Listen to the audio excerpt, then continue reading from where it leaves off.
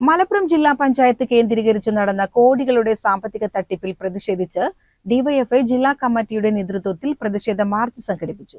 Youth സെന്ററിൽ നിന്ന് ആരംഭിച്ച മാർച്ച് ജില്ലാ പഞ്ചായത്ത് ഓഫീസിന് മുന്നിൽ സമാപിച്ചു.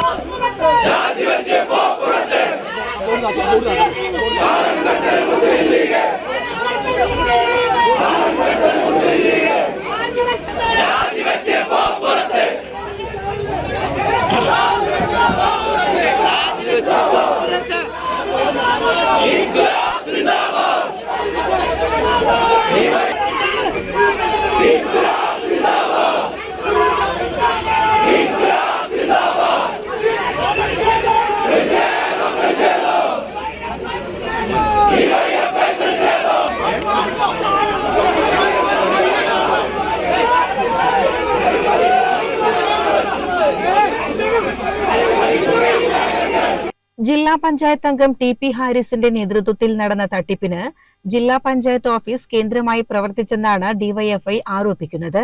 നിക്ഷേപകർ പണം കൈമാറിയത് ജില്ലാ പഞ്ചായത്ത് ഓഫീസിലും ഫ്രണ്ട് ഓഫീസിലുമാണെന്ന് പരാതിക്കാർ ജില്ലാ പോലീസ് മേധാവിക്ക് നൽകിയ പരാതിയിൽ പറയുന്നു. ജില്ലാ പഞ്ചായത്ത് പ്രസിഡന്റ്, വൈസ് പ്രസിഡന്റ് ഉൾപ്പെടെയുള്ളവരുടെ അറിവോടെയാണ് തട്ടിപ്പ് നടന്നതെന്നാണ് ആരോപണം.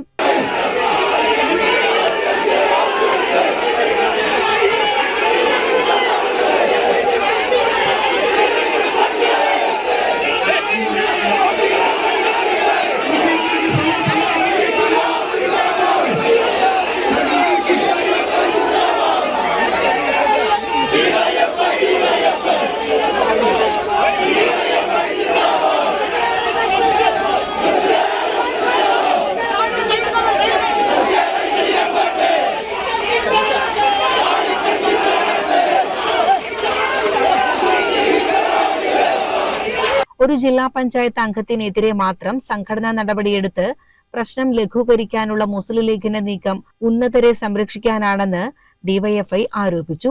പണം നഷ്ടപ്പെട്ട പ്രാദേശിക ലീഗ് നേതാക്കളെയും അനുഭാവികളെയും ഭീഷണിപ്പെടുത്തി പരാതികളിൽ നിന്ന് പിന്തിരിപ്പിക്കാൻ ശ്രമം നടക്കുന്നതായും ഡിവൈഎഫ്ഐ ചൂണ്ടിക്കാട്ടി. വരും ദിവസങ്ങളിലും അതിശക്തമായ പ്രക്ഷോഭം തുടരുമെന്ന് ഡിവൈഎഫ്ഐ പ്രഖ്യാപിച്ചു.